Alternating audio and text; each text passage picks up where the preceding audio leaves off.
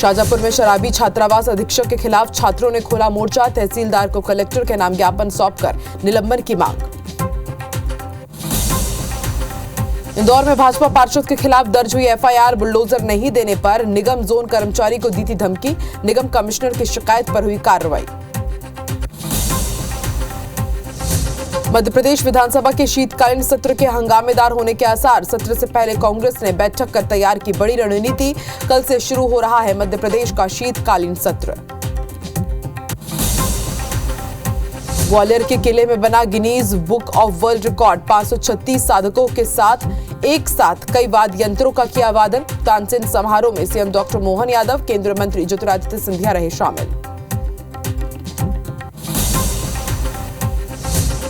और उत्तर प्रदेश के मंत्रियों ने प्रयागराज महाकुंभ का मध्य प्रदेश की जनता को दिया आमंत्रण। मंत्री दिनेश प्रताप सिंह और स्वतंत्र देव सिंह ने भोपाल पहुंचकर दी जानकारी।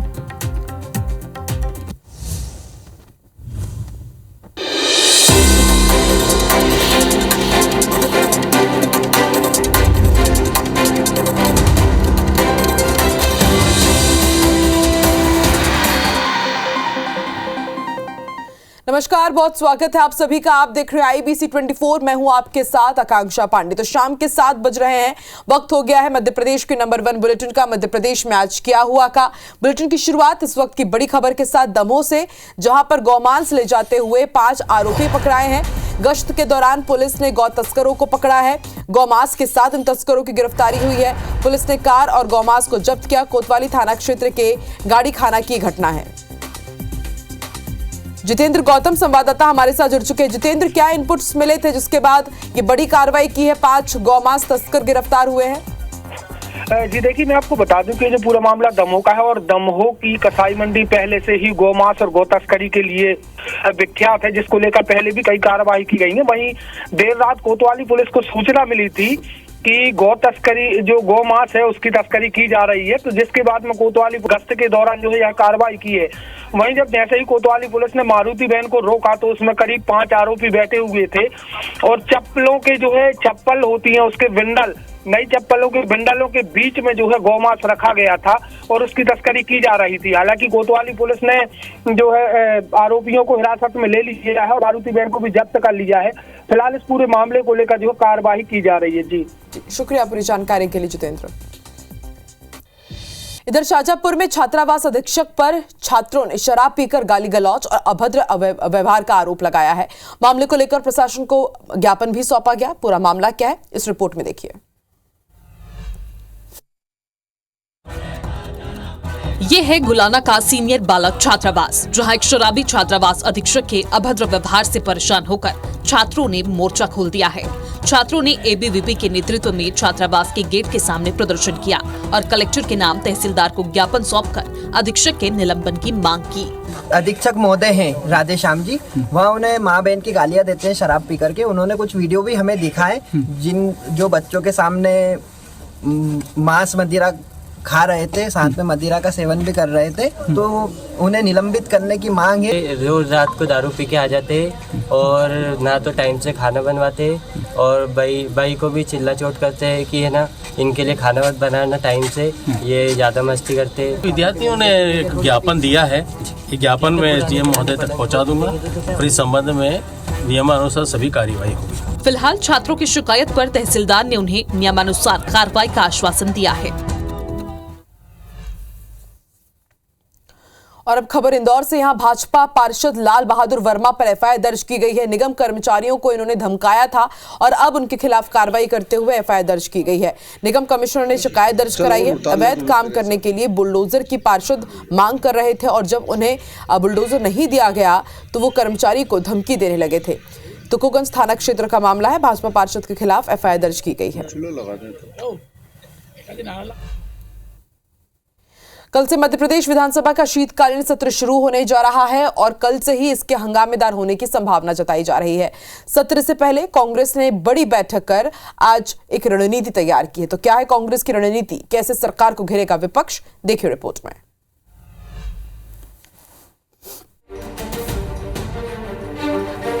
मध्य प्रदेश विधानसभा का शीतकालीन सत्र कल से शुरू होने वाला है। सत्र के पहले दिन कांग्रेस बड़े शक्ति प्रदर्शन की तैयारी में है। कांग्रेस कल विधानसभा का घेराव करेगी। इसी के मद्देनजर नेता प्रतिपक्ष उमंग सिंघार का बंगला फिलहाल वॉर रूम बनाया गया है। सिंघार ने विधायकों और वरिष्ठ नेताओं के साथ बैठक की। क्या कारण रहे कि आपने महिलाओं को 3,000 रुपये नहीं दे पाए, लाडली बहनों को? आपकी विफलता रहे कि आप प्रदेश के अंदर किसानों को खाद नहीं दे पाए और आप लंदन घूमते रहे। आपकी विफलता ये है प्रदेश सरकार की, मोहन यादव जी की, कि 2 लाख युवाओं की नौकरी की बात करी थी, वो आप नहीं दे पाए। विफलताओं पे भारतीय जनता पार्टी से कांग्रेस ने एक जवाब मांगा और सभी हम नेता उसमें लगे हैं मजबूती के साथ। 16 दिसंबर को कांग्रेस सत्र से पहले घेराव के लिए पदाधिकारियों को राजधानी बुलाकर एकजुट कर रही है। प्रदर्शन के दौरान कांग्रेस नेता राज्य सरकार की 1 साल की नाकामी गिनाएंगे। प्रयागराज में 13 जनवरी से 26 फरवरी तक होने वाले महाकुंभ की जोर शोर से तैयारी चल रही है। कुंभ के लिए उत्तर प्रदेश के मंत्रियों ने मध्य प्रदेश की जनता को भी आमंत्रण दिया है। रिपोर्ट देखिए। प्रयागराज में 13 जनवरी से 26 फरवरी तक महाकुंभ आयोजित किया जाएगा, जिसमें इस बार 45 करोड़ लोगों के आने की उम्मीद है। इस महाकुंभ के लिए मध्य प्रदेश की जनता को आमंत्रण देने उत्तर प्रदेश के मंत्री दिनेश प्रताप सिंह और स्वतंत्र देव सिंह भोपाल पहुंचे, जहां उन्होंने प्रेस कॉन्फ्रेंस कर जानकारी दी।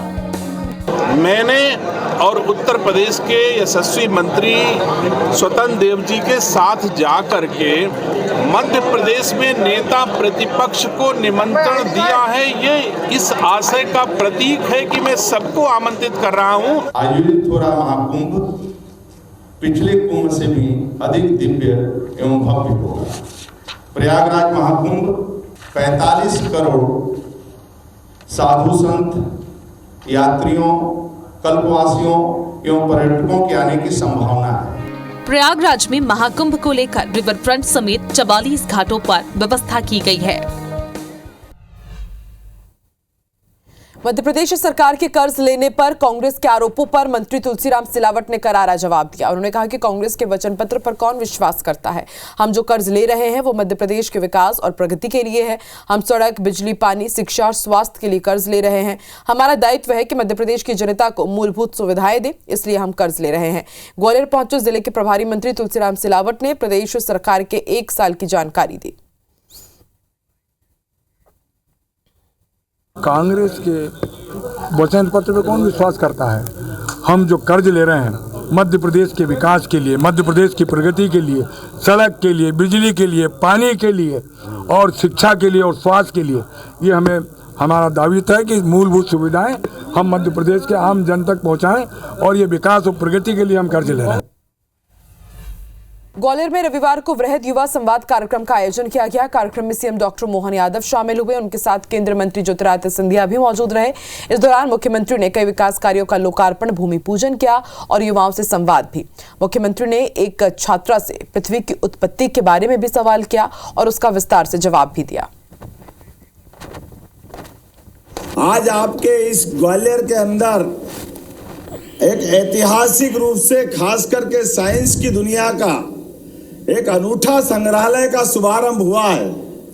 मुझे इस बात की प्रसन्नता है, हमारी भूगर्भी हलचल के साथ पृथ्वी की उत्पत्ति कैसे हुई, पृथ्वी की उत्पत्ति के साथ साथ बाकी घटनाओं में धीरे धीरे करके ये जो जनजीवन दिखा है, ये जनजीवन कैसा हुआ, इसका थोड़ा संवाद करेंगे।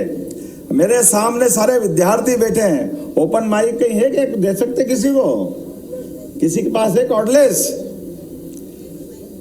अच्छा, ये बताओ कि चंद्रमा और पृथ्वी का दोनों का संबंध है, तो चंद्रमा की उत्पत्ति किस तरह से हुई, कोई बताएगा अपने में से? कोई हाथ खड़ा करेगा इधर से? हाँ जरा बताइए, बेटी हाथ खड़ा कर रही, दो भैया उसको हाथ में। सर नमस्ते। सर, चंद्रमा की उत्पत्ति पृथ्वी से मानी जाती है। जैसे ध्रुवीय बल के द्वारा मानी जाती है कि चंद्रमा जब ध्रुवों की ओर जाता है ना, तो पानी के गुरुत्वाकर्षण बल के कारण पृथ्वी का कुछ भाग टूटकर अलग हो गया है। इसीलिए चंद्रमा और पृथ्वी में समानता है, गुणों में भी और वहां पे जो भी प्राकृतिक रूप से पाया जाता है उसमें भी। ये तो अच्छी बात है, लेकिन आधा सत्य बेटा, आधा बाकी रह गया। सर मैं माफी चाहती हूँ, लेकिन मुझे इतना ही। लेकिन जोरदार नाम बता दो, तुमने बहुत अच्छा उत्तर देने का प्रयास किया। सर मेरा नाम अंजलि रावत है, मैं साइंस कॉलेज की छात्रा हूँ, BSc 3rd ईयर। बहुत अच्छा, बहुत। अंजलि के लिए ताली बजाओ भाई। और कौन बताएगा? चंद्रमा की उत्पत्ति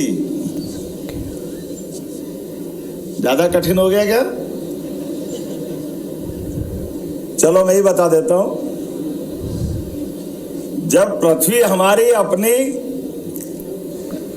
आग के गोले से धीरे धीरे ठंडी हुई और ठंडी होने के बाद नीचे भूगर्भीय चट्टानें वगैरह बन गई और धूल वूल पर्याप्त जम गई, उसके बाद एक दिन उल्कापात होता है, ऊपर से कोई दूसरे ग्रह का पिंड गिरता है और पिंड से जैसे ही पृथ्वी की टक्कर होती तो एक धूल का गुबार ऊपर उड़ता है और धूल का गुबार पहले तो लंबा रहता है 8-15 दिन, लेकिन फिर एक चुंबकीय जो गुरुत्वाकर्षण की अपनी कक्षा है पृथ्वी की, उस कक्षा के आधार पर वो अपनी पृथ्वी से दूर नहीं जा पाता है और आखिरकार 1 महीने में ही वो गोल आकार बन जाता है, वो अपनी पृथ्वी के चारों ओर चक्कर लगाने लग जाता है। इस प्रकार से चंद्रमा की हमारे अपने पृथ्वी से उत्पत्ति हुई है।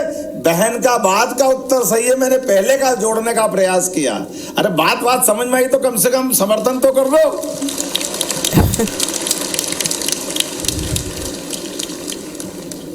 हमारे बीच में परमात्मा की दया से थोड़ा सा एक प्रश्न और पूछता हूं। कोई ने कहा कि मैं ग्रह नक्षत्र पे विश्वास नहीं करता, तो सरल उदाहरण से ग्रहों पे विश्वास, यहां जितने बैठे कोई ऐसा है कि जो ग्रह को नहीं मानता, तो वो कोई हाथ खड़ा करके बताए कि मैं ग्रहों का असर नहीं मानता हूं, ग्रहों की मेरे जीवन में कोई रोल नहीं है। थोड़ा सा कठिन है क्या? उल्टा बोल देता हूं, ग्रहों का अपने जीवन पे क्या असर आता है, ये खगोलीय घटना से जोड़ के नहीं बता रहा हूं, सीधे सीधे हमारे बीच फिजिक्स से जोड़ रहा हूं। अच्छा ये बताओ, हमारी घड़ी काहे से चलती है? काहे से चलती है? कौन कौन कह रहा सेल से? हाथ खड़े करो। मैं कह रहा आप सब फेल। अरे घड़ी का सिद्धांत काहे से चलता है ये बता दो। चलो हैं? क्या हुआ? अरे सुई से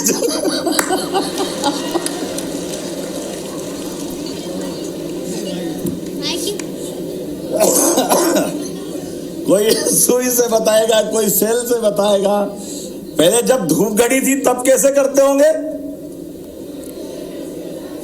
छाया से भी चलता है ना।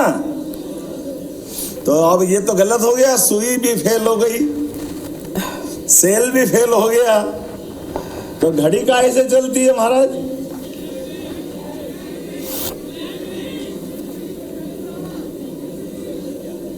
ये देखो, ये बात किनारे आई हमारे लिए।